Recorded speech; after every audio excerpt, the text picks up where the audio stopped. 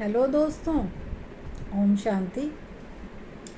चलिए दोस्तों, अब हम ये समझते हैं कि हमारा ये 5 तत्वों का जो शरीर है ना, ये नाड़ियों से मिलकर बना है। देखो दोस्तों, वैसे भी देखो, एक कपड़ा जब बुना जाता है तो उसके लिए किस चीज़ की ज़रूरत होती है? धागे की। धागे को ही बुनते बुनते वो कपड़ा बनता है। इसी प्रकार से इन नाड़ियों के द्वारा ही हमारा शरीर बना है। 5 तत्व जुड़े हुए हैं एक दो के साथ। देखो दोस्तों, वैसे तो हमारे शरीर में अनगिनत नाड़ियां हैं, लेकिन 72,000 नाड़ियां मोस्ट इम्पॉर्टेंट है, क्योंकि इनके द्वारा ही हमारे अंदर प्राण वाहिनी हवा प्रवाहित होती रहती है। तो दोस्तों, इसके अंदर भी मोस्ट इम्पॉर्टेंट जो हमारी नाड़ियां हैं ना, वो 3 नाड़ियां वेरी मोस्ट इम्पॉर्टेंट है। वो कैसे? तो दोस्तों, इनमें 3 नाड़ियां वो कौन सी? ईड़ा नाड़ी, पिंगला नाड़ी और सुषुम्ना नाड़ी।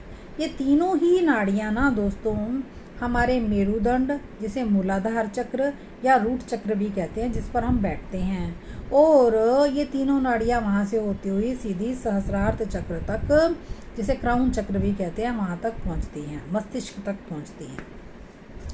तो दोस्तों, जब अब इसके अंदर जो हमारी ईड़ा नाड़ी है ना, वो हमारे लेफ्ट साइड में मेरुदंड से जुड़ी हुई है, होती हुई सहस्रार चक्र तक पहुंचती है। ऐसे ही हमारी जो पिंगला नाड़ी है वो राइट साइड के मेरुदंड से जुड़ी हुई है, जो वहाँ से होती हुई सहस्रार्थ चक्र तक पहुंचती है। और सुषुम्ना नाड़ी हमारी रीढ़ की हड्डी के बिल्कुल बीचों बीच मूलाधार चक्र से होती हुई सहस्रार्थ चक्र तक पहुंचती है। तो दोस्तों, आपने देखा होगा कि आपकी को कभी लेफ्ट नोज़ल से हवा सांस आती और जाती है तो राइट नोज़ल बंद हो जाती है। कभी राइट नोज़ल से हवा यानी कि सांस आती और जाती है तो लेफ़्ट साइड की नोज़ल बंद हो जाती है। तो इसका क्या मतलब है? देखो दोस्तों, जब हमारी ईड़ा नाड़ी एक्टिवेट होती है ना, तो हमारी लेफ़्ट साइड की, तो लेफ़्ट नोज़ल से हमें हवा आती और जाती है, सांस आती और जाती है। तो इस प्रकार हमारी वो ईड़ा नाड़ी एक्टिवेट होती है। इसका मतलब इस प्रवृत्ति के जो लोग होते हैं ना, जिनकी ईड़ा नाड़ी एक्टिवेट होती है, तो उस प्रवृत्ति के जो लोग होते हैं वो तामसी प्रवृत्ति के होते हैं। मतलब इस प्रवृत्ति के लोगों को नींद आना, आलस्य आना, ये ज़्यादा बना रहता है, और तमोगुणी प्रवृत्ति के होते हैं।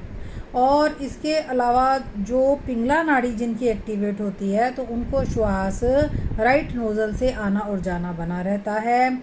इस प्रकार की प्रवृत्ति के जो लोग होते हैं ना, उनका ध्यान ज़्यादातर सांसारिक कार्यों में बहुत लगता है, और वो हर समय कोई ना कोई कार्य को करना चाहते हैं। इस प्रवृत्ति के लोग, यानी ये रजोगुणी प्रवृत्ति के लोग होते हैं।